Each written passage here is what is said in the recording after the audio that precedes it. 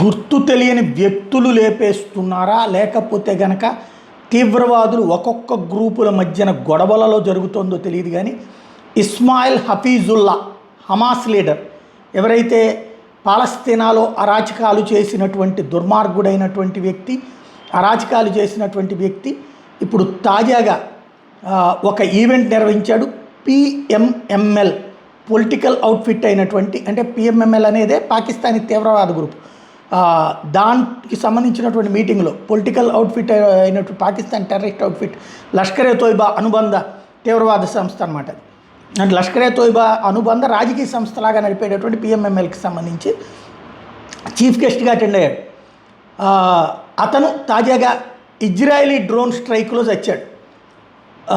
ఇతను వాస్తవంగా లెబనాన్ మీదుగా ట్రావెల్ చేయడానికి రెడీ అవుతున్నటువంటి సందర్భంలో హెజ్బుల్లా టెర్రరిస్టులు ఇతన్ని చంపేశారని ఒకవైపు, లేదు ఇజ్రాయెల్ సైన్యమే లేపేసిందని మరొక వైపు నడుస్తోంది. ఓవరాల్గా ఇస్మాయిల్ హఫీజుల్లా హమాస్ లీడర్ కాస్త ఇప్పుడు తాజాగా డ్రోన్ దాడిలో ప్రాణాలు కోల్పోయాడు.